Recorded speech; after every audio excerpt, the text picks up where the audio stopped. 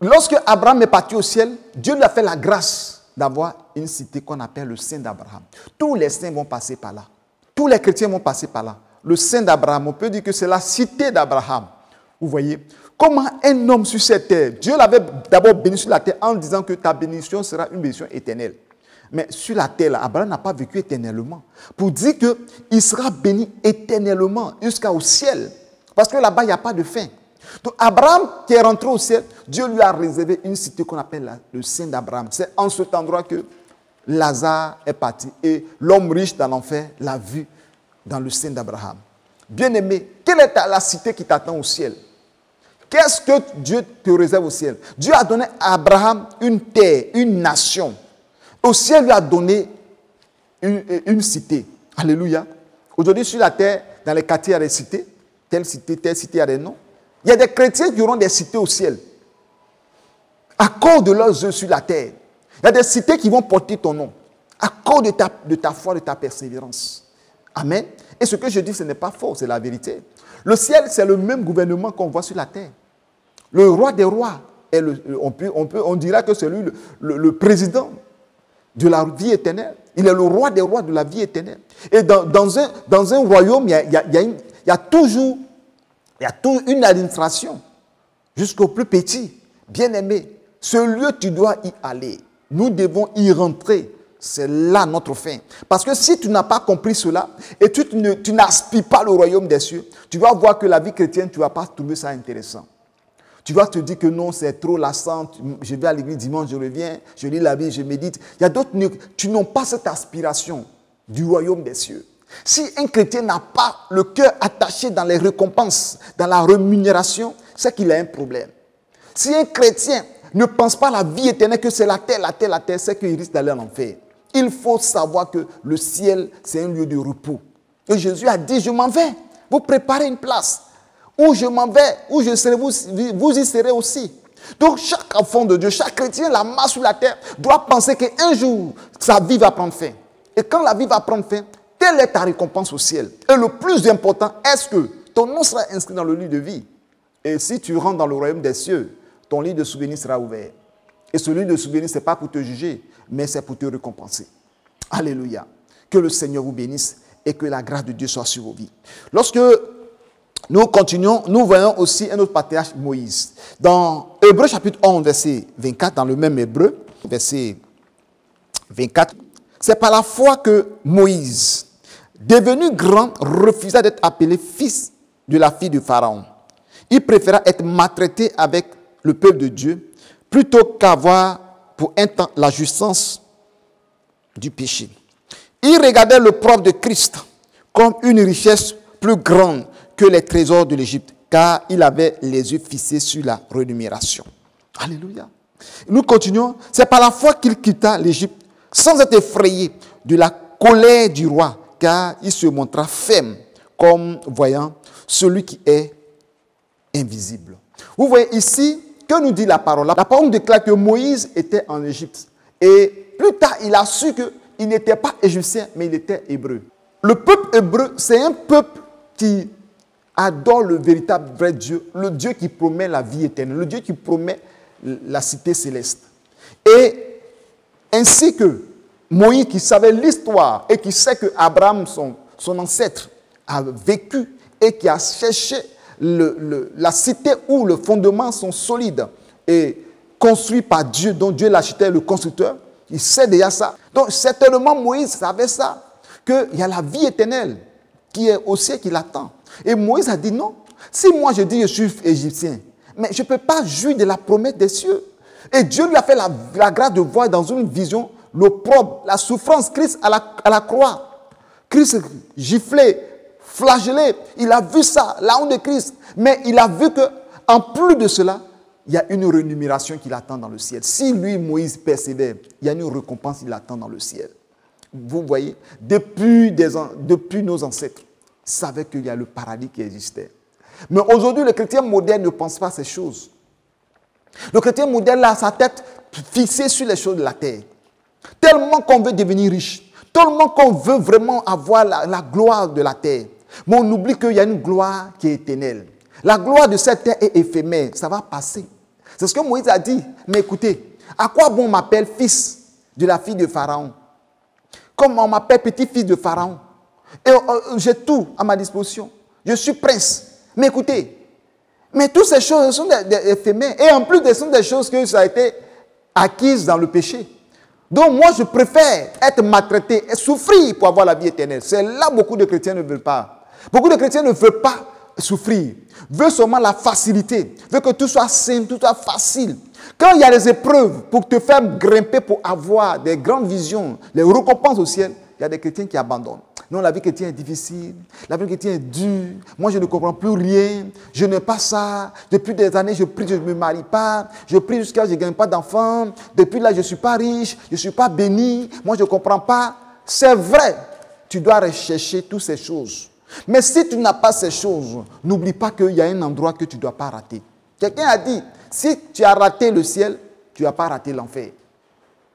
Si tu as raté, l'enfer t'a raté, tu n'as pas raté le paradis aussi.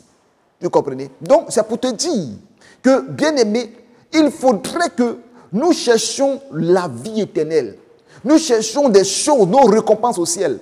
Ce dont nous avons besoin sur la terre, tout se trouve au ciel. Je vous le dis, ceux qui ne savent pas, il y a voiture au ciel, il y a maison au ciel. Tout ce dont nous avons besoin pour nous réjouir, pour se mettre à l'aise, tout ça existe au ciel. Il y a l'eau au ciel, il y a la mer au ciel. La Bible parle de la mer de cristal. Toutes ces choses existent. Et tout ce que nous allons voir dans le ciel, c'est plus merveilleux que sur la terre. Montrez-moi quelle rue sur la terre qui est en or. Or, la parole de Dieu nous déclare dans le livre d'Apocalypse de Jean que les rues sont pareilles en or. Les maisons sont en or. L'architecte, vraiment en diamant, des pierres précieuses. Que ces pierres-là sont rares, ça n'existe pas sur la terre. Bien aimé, c'est un endroit qu'on doit y aller. Le temps est proche. Dans cette émission, le temps est proche. C'est une émission qui parle des événements à venir, de la vie éternelle, beaucoup de choses. Donc vous devez comprendre que nous devons chercher le royaume des cieux. Donc, lorsque nous voyons l'histoire de Moïse, nous comprenons que Moïse a vu déjà les choses des cieux et il cherchait la rémunération. Donc Moïse a bossé dur.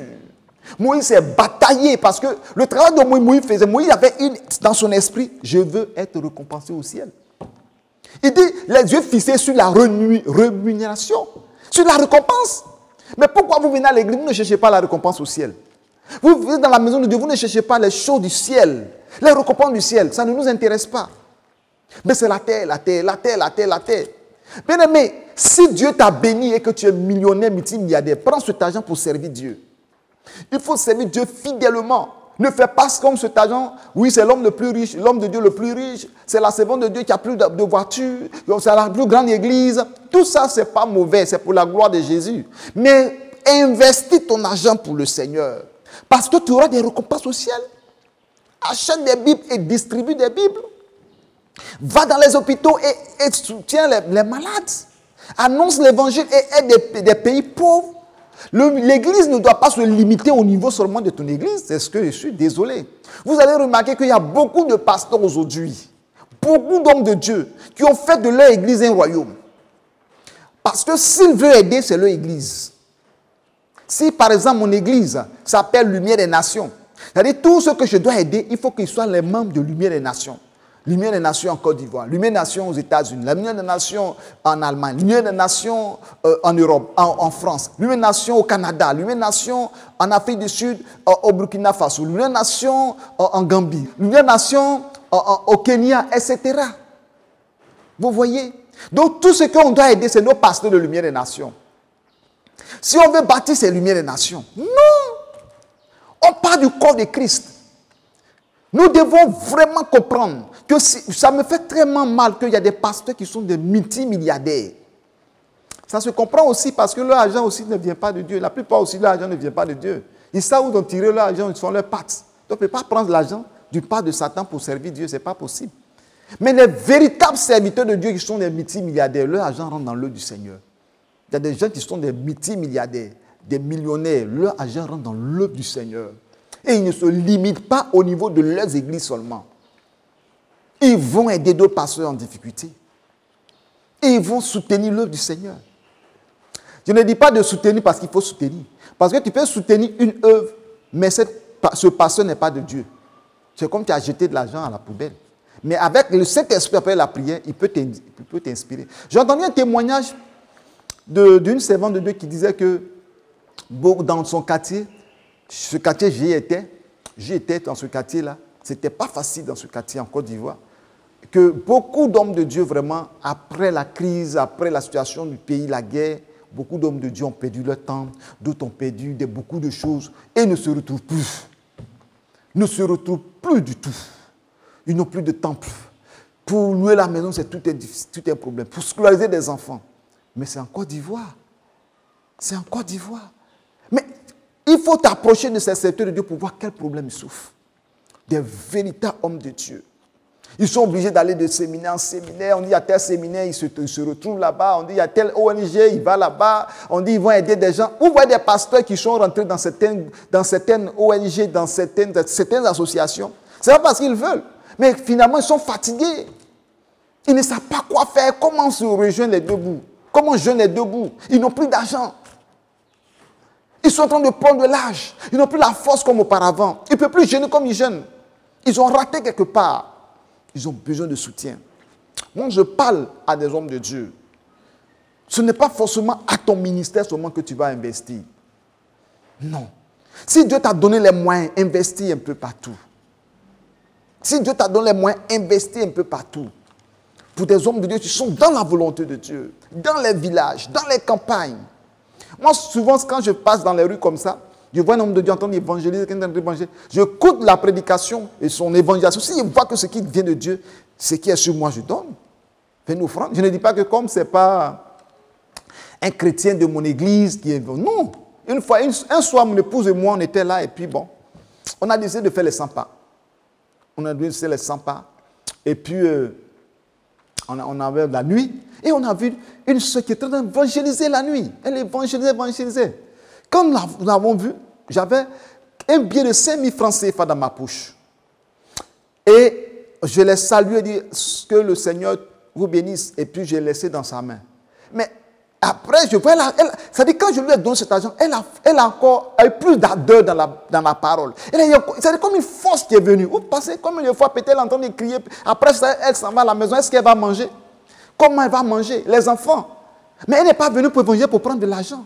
Mais l'Esprit de Dieu lui a dit, va évangéliser. Parce qu'il a ordonné son serviteur de le croiser ce jour-là. Mais je vous l'assure, peut-être cette femme va penser que c'est 500 francs CFA. Mais qu'elle va ouvrir la main, elle va avoir 5 000 francs. Mais elle sera très heureuse. Très heureuse. Encourageons ceux qui évangélisent dans les rues. Et une fois, on était à un marché et il y avait un homme de Dieu qui évangélisait. Mon épouse et moi. On passait. Parce que nous, on a l'habitude de le faire. Hein. Mon épouse et moi, c'est notre habitude. Si on passe, on voit quelqu'un en train d'évangéliser, automatiquement, on est touché. On écoute le message. Parce qu'il y a des gens qui viennent insulter des gens. Non, je ne parle pas de ça. Des gens qui évangélisent parce qu'il faut évangéliser. Des gens qui sont conduits par l'Esprit de Dieu. C'est de ça, cela même je parle. Et quand nous sommes arrivés au marché, ma femme était partie faire le marché. Je l'avais accompagnée. Et j'ai vu un homme de Dieu qui prêchait, qui évangélisait. Et j'avais un billet de 2000 francs. Et quand je suis arrivé, j'ai fait mon offrande, je lui ai donné. Mais je vous assure, quand je donne l'argent, l'homme de Dieu a regardé l'argent, il n'a même pas fait 1 minute. 1 minute. C'est-à-dire qu'on a fait 2 pas quelque part, il a arrêté la prédication, il a soulevé ses trucs et il a arrêté en même temps. L'Esprit de Dieu me dit, tu sais, il n'y a rien à manger à la maison. Cet argent-là, il s'en a donné à sa femme. C'est-à-dire j'ai coulé des larmes. Oh, des hommes de Dieu souffrent. Que cet argent va le donner à sa femme pour préparer pour que les enfants mangent. Mais pourquoi? Oh, ça me fait pitié. Excusez-moi, parce que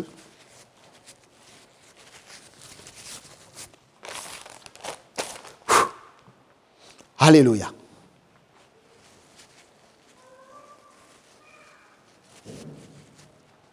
Si vous connaissez combien de fois les hommes de Dieu souffrent, combien de fois ils traversent des moments difficiles, combien de fois d'autres ne mangent pas, mais ils vont faire l'œuvre du Seigneur. Ils font avec zèle, ils font avec amour. Des véritables. Mais on entend de tels hommes de Dieu des milliards. Ils ont l'argent, ils ont tout. Mais par contre, d'autres souffrent dans les amours. D'autres n'ont même pas à manger. D'autres n'arrivent même pas à payer leur loyer. D'autres n'arrivent même pas à faire quoi que ce soit. Je ne dis pas que oui, je suis riche, j'ai de l'argent. Peut-être qu'après ça, d'autres vont m'appeler au prophète, il faut m'envoyer l'argent. Non, non, non. Moi-même, je vis par la foi. Mais chaque fois qu'une situation se présente, moi, j'agis. Il n'y a rien à faire. J'agis. Il y en a plein, il y a des situations comme ça. Il y en a plein, il y a des gens qui peuvent témoigner. Bien aimé. Toutes ces choses-là, nous aurons nos récompenses dans le royaume des cieux. Nous aurons nos récompenses dans la vie éternelle. Les séments, les offrandes, les dons, tout ce que nous apportons dans la maison du Seigneur. Dieu nous récompensera pour ça. Donc, cherchons la rémunération dans le royaume des cieux. Cherchons nos récompenses au ciel. La terre, c'est vrai. Mais un jour, nous serons face à face avec le Seigneur. Lorsque nous continuons, nous allons parler de l'apôtre Paul. 2 Timothée chapitre 4. Il est écrit au verset 7 et 8. J'ai combattu le bon combat. J'ai achevé la course. J'ai gardé la foi. Désormais, verset 8, la couronne de justice m'est réservée. Le Seigneur, le juste juge, me la donnera. Et non seulement à moi, mais encore à tous ceux qui auront aimé son avènement. Voilà ce que Paul dit. Paul dit que il a combattu le bon combat. J'ai achevé la course, j'ai gardé la foi. Désormais la couronne de justice. Vous voyez, Paul a tellement travaillé. Paul a évangélisé. Celui-là, ils ont frappé 40 coups moins 1. Ils l'ont jeté dans le trou. Il a eu le naufrage. Il a été en péril des brigands. Il a été persécuté. Il a été jeté en prison. L'apôtre Paul a dit quelque part que je dépenserai moi-même volontairement pour vos âmes. Paul enlevait l'argent pour aider les fidèles. Paul s'engageait, il prêchait. Il dit à de nombreuses veilles, à des jeunes multipliés.